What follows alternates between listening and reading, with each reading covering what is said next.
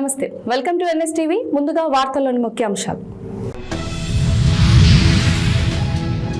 Doctor BR Ambedkar Konaseema జిల్లా ముమ్మిడివరం నియోజకవర్గం కాట్రేనికోన మండలం చెయ్యూరు గ్రామంలో సీఎం చంద్రబాబు పర్యటనలో భాగంగా ఏర్పాట్ల దృశ్యం.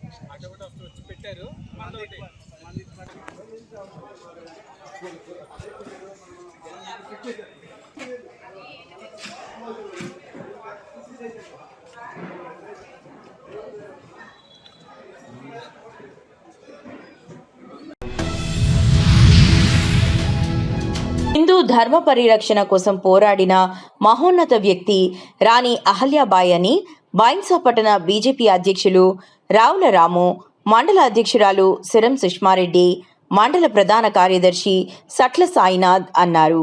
శనివారం బైన్సా పట్టణంలోని ఎమ్మెల్యే నివాసంలో రాణి అహల్యాబాయి హోల్కర్ జయంతి వేడుకలను జరుపుకున్న సందర్భంగా వారు మాట్లాడారు. ఆమె చిత్రపటానికి పూజ నిర్వహించి సేవలను స్మరించుకున్నారు. 70,000 హిందూ ఆలయాలను పునర్నిర్మించిన ఘనత ఆమెదే అన్నారు.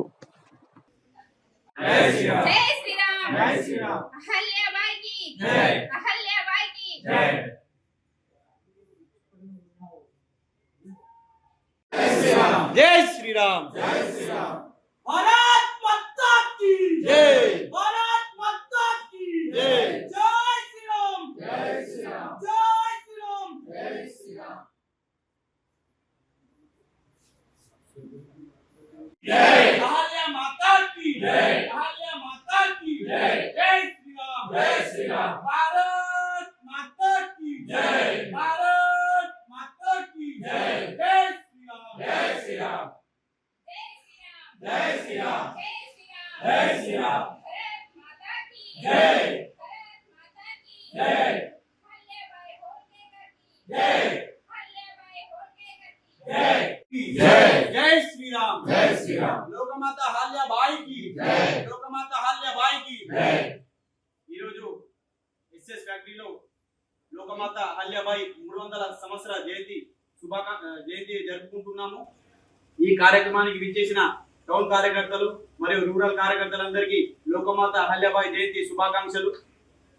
మన దేవాలయాలను మహమ్మదీయులు మన టెంపుల్ని మన వారణాసి కానీ, అయోధ్య కానీ, కాశీ కానీ, ఉజ్జయిని కానీ మన టెంపుల్ని మహమ్మదీయులు ధ్వంసం చేయడం జరిగింది. లోకమాత ఆ టెంపుల్లను పునఃస్థాపించి 70,000కు పైగా టెంపుల్లను కట్టడం జరిగింది.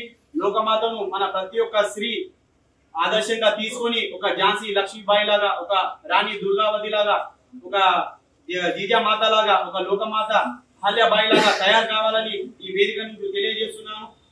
లోకమాత అహల్యాబాయి మన సనాతన ధర్మం గురించి కానీ, మన వేదాల గురించి కానీ ప్రజలలో తీసుకెళ్లడం జరిగింది.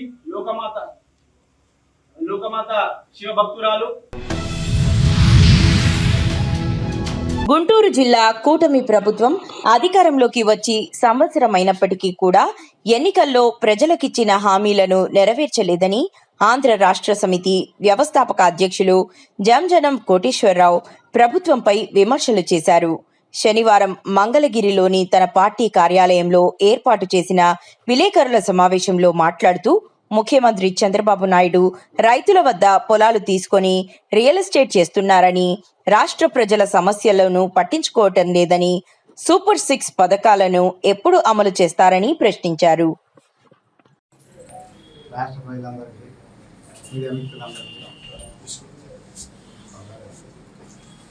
ఈరోజు ప్రభుత్వం ఇచ్చిన మాటలు అన్నీ గాలికి వదిలేసి ఎప్పుడు ఏదో పండగ, ఏదో మీటింగు, ఎక్కడికో వెళ్ళి రావటం, ఈ విధంగా చేస్తూ ఉన్నారు. సూపర్ 6 పథకాలు అమలు చేయాల్సిన ప్రభుత్వం గాలికి వదిలేసి పట్టించుకోకుండా ఏదో మళ్ళీ పొలం తీసుకుందాం, అమ్ముకుందాం, ఈ ఆలోచన తప్ప మనం ఏది వాగ్దానాలు ఇచ్చామో, మేనిఫెస్టోలో ఏవైతే ఇచ్చామో, ఏవైతే మనం అమలు చేయాలి అని వాళ్ళు నిరంతరం ఇచ్చిన మాటకు కట్టుబడి పనిచేయాలి. అవన్నీ వదిలేసి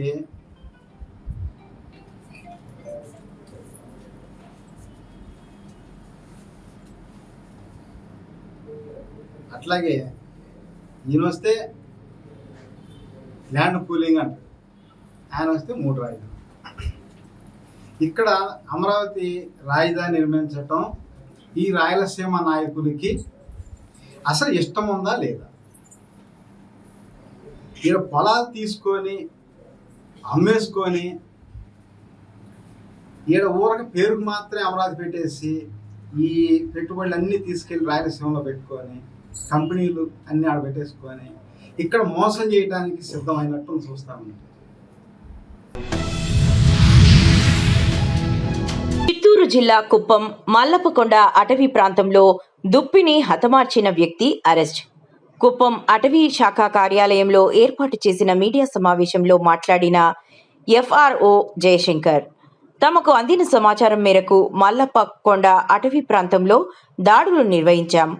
కుప్పం మండలానికి చెందిన కనకరాజు దుప్పిని తుపాకీతో కాల్చి హతమార్చాడు. కనకరాజును అరెస్టు చేసి తుపాకీ, ఓ ద్విచక్ర వాహనాన్ని సీజ్ చేశాం అన్నారు. మీడియా సోదరులందరికీ నమస్కారం. నిన్న మాకు ఒక అజ్ఞాత వ్యక్తి ఎవరో ఒకతను మాకు ఇన్ఫర్మేషన్ ఇవ్వడం జరిగింది. ఈ మాదిరిగా అడవి వేట జరుగుతూ ఉంది అని చెప్పేసి మేము నిన్న సాయంత్రము మల్లప్పకొండ రిజర్వ్ ఫారెస్ట్ కంపార్ట్మెంటు 329 ఆ ఏరియాలో గెట్ చేస్తే మళ్ళీ పెట్రోలింగ్ చేస్తే ఉండగా అప్పుడు అక్కడ ఒక వ్యక్తి హంటింగ్ చేసి స్పాటెడ్ డీర్ అంటే దుప్పి, చుక్కల దుప్పి అంటాము, వాటిని హంటింగ్ చేసి కంట్రీ మేడ్ గన్తో కాల్చినట్టు గుర్తించాము. అతని వద్ద మీటు, వాటి స్కిన్ను, కంట్రీ మేడ్ గన్ను ఇవి లభ్యమైంది. అతని పేరు వచ్చి D Kanakaraju, son of Devarajulu, resident of Valluru village, Valuru village, Kuppam mandal. Age 25 years, caste Vannikula, vehicle 1 Bajaj discover TN23 VM 1163, ఒక కంట్రీ మేడ్ గన్ ఇది లభ్యమైంది. ఈరోజు మనము వైల్డ్ లైఫ్ యాక్ట్ కింద, మళ్ళీ ఆర్మ్స్ యాక్ట్ కింద, బయోడైవర్సిటీ యాక్ట్ కింద, ఈ 3 యాక్ట్ కింద అతన్ని రిమాండ్కి పంపించడం జరుగుతుంది. మచిలీపట్నంలో మైనర్ బాలికపై లైంగిక వేధింపులు. 7-10 వయసులోనూ సెక్షువల్ ఫేవర్ చేయాలని ఒత్తిడి. వేధింపులు తాళలేక ఆత్మహత్యకు పాల్పడిన బాలిక. తల్లిదండ్రుల అప్రమత్తతో ప్రమాదం నుండి బయటపడిన బాలిక. కేసు నమోదు చేసి 10 రోజులు గడుస్తున్న ఉపాధ్యాయుడిని అదుపులోకి తీసుకొని పోలీసులు.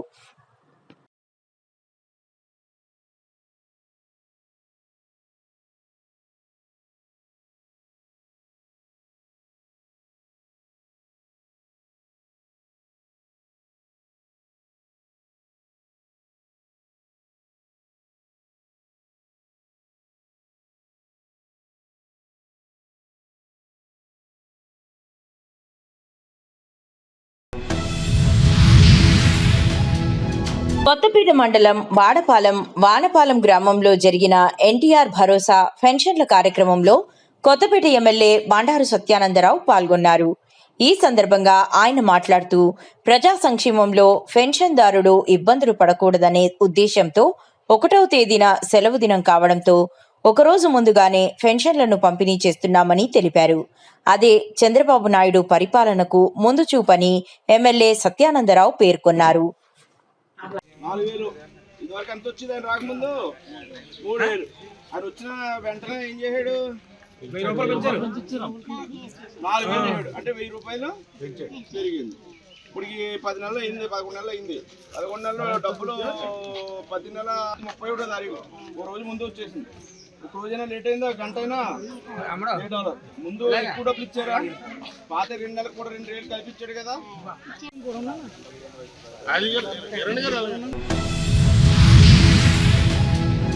నిర్మల్ జిల్లా బైన్సా పట్టణంలోని నయా ఆబాదీలో జిల్లా ఎస్పీ జానకి షర్మిల ఆదేశాలతో కమ్యూనిటీ కాంటాక్ట్ ప్రోగ్రాం నిర్వహించారు.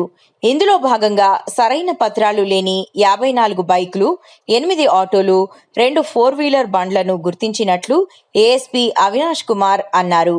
గంజాయి, సైబర్ నేరాలపై యువతకు అవగాహన కల్పించామని పేర్కొన్నారు. పండుగలను ప్రశాంతంగా నిర్వహించుకోవని తెలిపారు.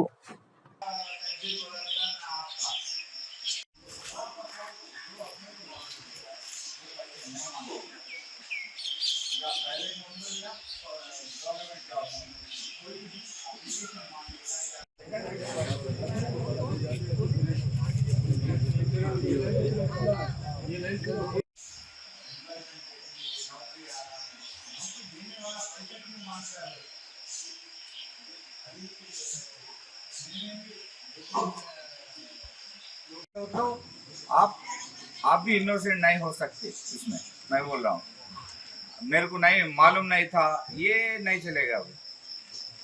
अपन बच्चों का जो सेलफोन का इस्तेमाल वो उस पर ध्यान दो. बच्चे కాకినాడ జిల్లా ప్రతిపాడు నియోజకవర్గం ప్రతిపాడు మండలం ఉత్తరకంచి గ్రామంలో వేంచేసి ఉన్న శ్రీ వెంకటేశ్వర స్వామిని దర్శించుకుని ప్రత్యేక పూజలు నిర్వహించిన గౌరవ శాసనసభ్యురాలు శ్రీమతి వరపుల సత్యప్రభ రాజా. ఈ కార్యక్రమంలో ఎమ్మెల్యేతో పాటు మండల ఎన్డీఏ కూటమి శ్రేణులు తదితరులు పాల్గొన్నారు.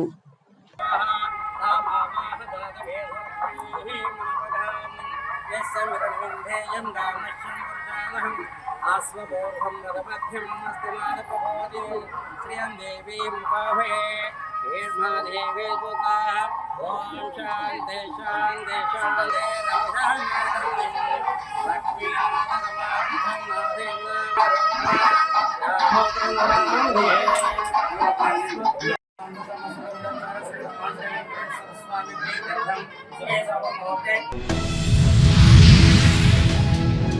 అల్లూరి జిల్లా రంపచోడవరం డివిజన్ రాజవొమ్మంగి మండలం రాజవొమ్మంగి పంచాయతీ పరిధిలో గల వయడు గ్రామానికి సరైన రహదారి లేకపోవడం వలన ఎన్నో ఇబ్బందులకు గురవుతున్నామని గ్రామస్తులు తెలిపారు. అంగన్వాడీ కేంద్రం, పాఠశాల కూడా లేవని, సొంత ఖర్చులతో వాటర్ ట్యాంక్ బాగు చేసుకున్న సరైన నీటి సదుపాయం లేదని వాపోయారు. ఈ సందర్భంగా పలువురు మహిళలు మాట్లాడుతూ గ్రామంలో ఉన్న సమస్యలను ప్రజాప్రతినిధులకు, అధికారులకు ఎన్నిసార్లు మొరపెట్టుకున్నా గానీ వారి నుంచి ఎటువంటి స్పందన లేదని తెలిపారు. ఇలా పోతుందండి, ఎన్నిసార్లు చెప్పాలండి వాటర్లో పోవడమేనండి. ఇదేమో సందలేసి అలాగే ఇలా పోసి మళ్ళీ పోయిందండి. సందలేసి పోసేది ఇలా ఉందండి మా పరిస్థితి. ఫైర్ గేట్ వాళ్ళు కూడా పోయిందండి. అలా చెప్పామండి ఎన్నో సార్లు. అల్లూరు సీతారామరాజు జిల్లా అండి, రాజమొమ్మింగ మండలం అండి, ఒయ్యాడ గ్రామం అండి. మరి నేసం రాజలక్ష్మి. ఇప్పుడు చెప్పు. మాకు సర్పంచ్ గారు కూడా మాకు ఏం పట్టించుకోలేదండి. పెద్దరాజు అండి. ఆ పెద్దరాజు అంటే వాళ్ళ అక్క గొల్లపల్లి రావణమ్మ అదండి పెద్దరాజు. ఏదన్నా సరే అతనికే ఫోన్ చేస్తాం. ఎన్నోసార్లు చెప్పామండి. మాకు ట్యాంక్ గేట్ వాళ్ళు పోయాయి, మాకు ఆ లోపల వాటర్ లీక్ అయిపోతుంది, కొద్దిగా చేయించండి అని ఎన్నోసార్లు చెప్పామండి. మాకు ఇదిగో చేస్తాం అదిగో చేస్తాం అంటున్నారు కానీ మాకేం పట్టించుకోలేదండి. ఆ రోడ్డు కోసం కూడా ఎన్నోసార్లు ఆ సర్పంచ్ గారికి చెప్పామండి. అలాగని వెళ్ళి కొబ్బరికాయ కొడేస్తాం అంటున్నారండి. ఇదిగో కొబ్బరికాయ అన్నారు. సోడవరం వెళ్ళామండి. సోమవారం వెళ్ళొచ్చి మళ్ళీ ప్రెసిడెంట్ గారికి కలిస్తే వేసేస్తానన్నారమ్మా, ఈ వారంలో మొదలెడతామన్నారండి. ఏది మొదలెట్టలేదండి. ఇప్పుడు కర్నూలు జిల్లా పత్తికొండ నుంచి చిన్నహుల్తి గ్రామం రహదారిలో ఆగిపోయిన ఎమిగనూరు ఆర్టీసీ బస్ ప్యాసింజర్లు దిగి బస్సును దొబ్బితే గాని కదలని ఆర్టీసీ బస్సు.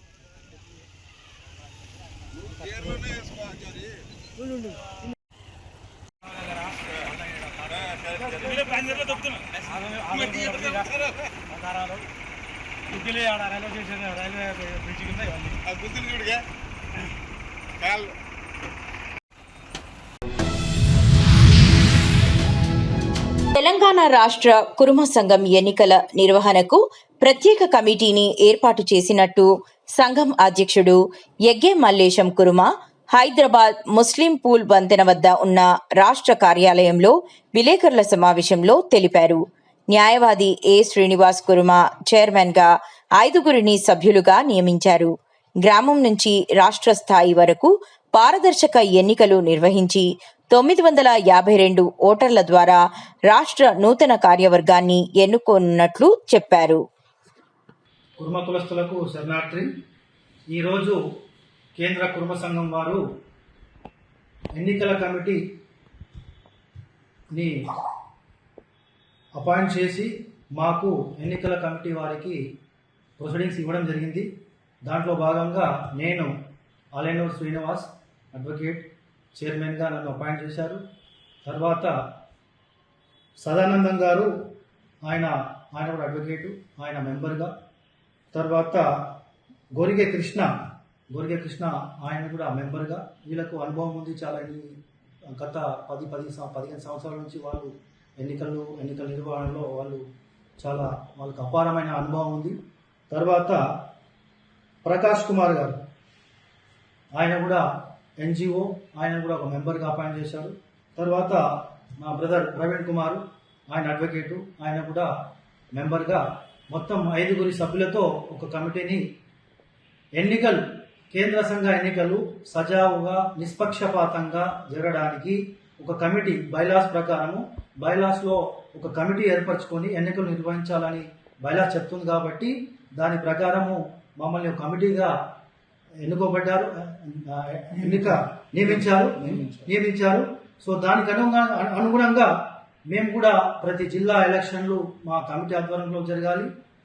స్టేట్ ఎలక్షన్స్ కూడా నిష్పక్షపాతంగా జరగడానికి మమ్మల్ని అపాయింట్ చేయడం జరిగింది. దాని గురించి మేము సభ్యత్వం అనేది కేంద్ర సంఘం వాళ్ళు ఎవరికైతే బుక్లు ఇస్తారో వాళ్ళు చేస్తారు. జిల్లా కమిటీ వాళ్ళు చేసిన తర్వాత, మండల కమిటీలు అయిన తర్వాత జిల్లా కమిటీకి మేము వెళ్తాము. మాతో పాటు జిల్లా వాళ్ళు కానీ స్టేట్ వాళ్ళు కూడా వస్తారు. వాళ్ళ సమక్షం లోపల ఎన్నికలు నిర్వహించాయి. దీంట్లో ఎవరికి ఎటువంటి అనుమానం లేకుండా మేము మా 5గురు కమిటీలు నిష్పక్షపాతంగా, ఎవరికి అనుకూలంగా కాదు, ఎవరికి మోసం కాదు, ఎవరికి మాకేంటంటే సపోర్టు ఎవరికి మేము ఇవ్వము. ఎలక్షన్ అనివార్యమైతే ఎలక్షన్ జరిపిస్తాము. దీంట్లో ఆ జిల్లా వాళ్ళు మాకు ఎలక్షన్ కావాలంటే పోటీ ఉన్నప్పుడు అనివార్యమైనప్పుడు మా బైలాస్ ప్రకారం చేతులెత్తే పద్ధతి కానీ, సీక్రెట్ బ్యాలెట్ బాక్స్ పద్ధతి కానీ, మా ఎన్నికల కమిటీ నిర్ణయం అది దాని ప్రకారం మేము చేస్తాము.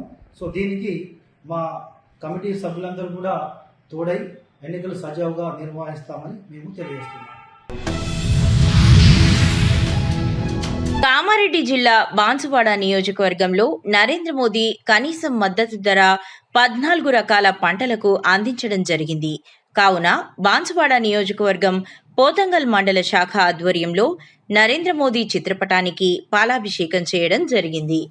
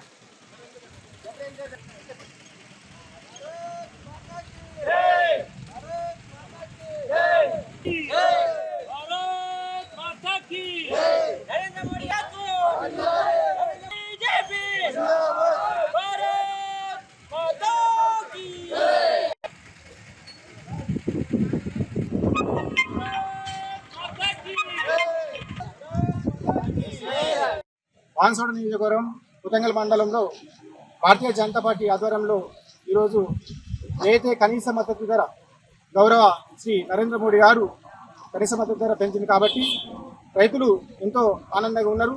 మరి వారికి మేము ఈరోజు కృతజ్ఞతలు తెలియజేస్తున్నాము. ఏదైతే 14 రకాల పంటలు ఉన్నాయో వాటికి ప్రతి ఒక్క పంటకు మంచి ధర లభించడం జరిగింది. మరి ఈరోజు దానివల్ల ఈరోజు మాకు ఎంతో ఆనందం ఉంది. అంతేకాకుండా ఈరోజు కొత్తగా శాఖ ఆధ్వర్యంలో మేము నరేంద్ర మోడీ గారి యొక్క చిత్రపటానికి పాలాభిషేకం చేయడం జరిగింది. మాజీ మంత్రి కాంగ్రెస్ నేత అల్లుల ఇంద్రకరణ్ రెడ్డి మతి భ్రమించి బీజేఎల్పీ నేత నిర్మల్ నియోజకవర్గ ఎమ్మెల్యే ఏలిటి మహేశ్వర్ రెడ్డిపై విమర్శలు చేయటం మానుకోవాలని బీజేపీ రాష్ట్ర నాయకులు రావుల రామ్నాథ్, జిల్లా ప్రధాన కార్యదర్శి మెడిసెమ్మరాజు మండిపడ్డారు. జిల్లా కేంద్రంలోని ఎమ్మెల్యే క్యాంపు కార్యాలయంలో శనివారం మీడియా సమావేశం నిర్వహించారు.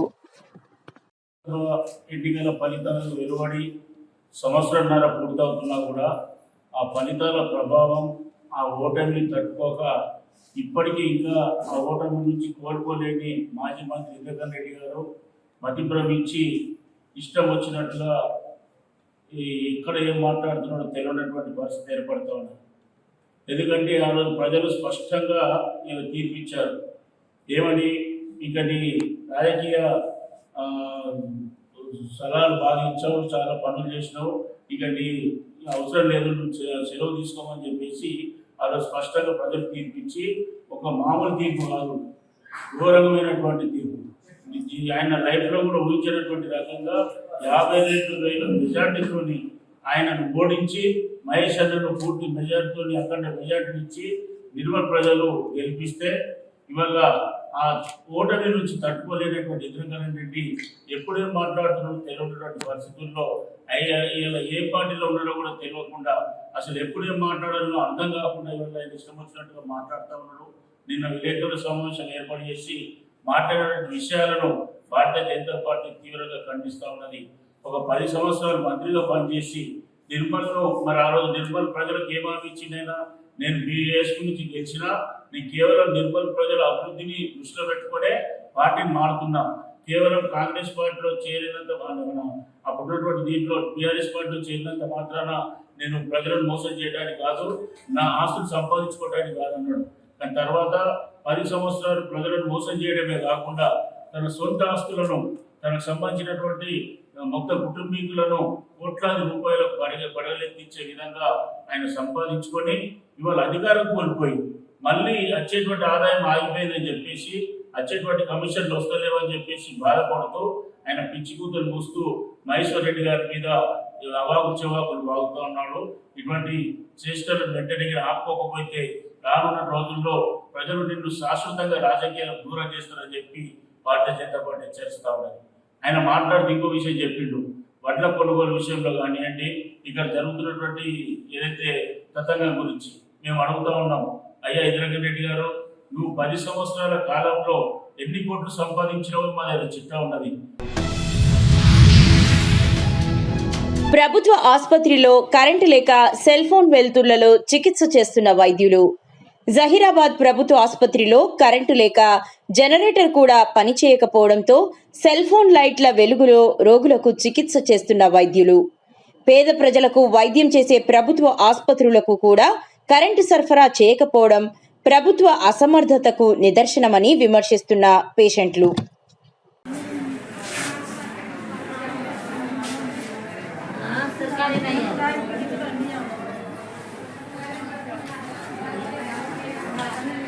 ये बरसा वो ऐसे मैं दवा से बेडू से बात करते करते संगठन हो गए बोले बात नहीं करते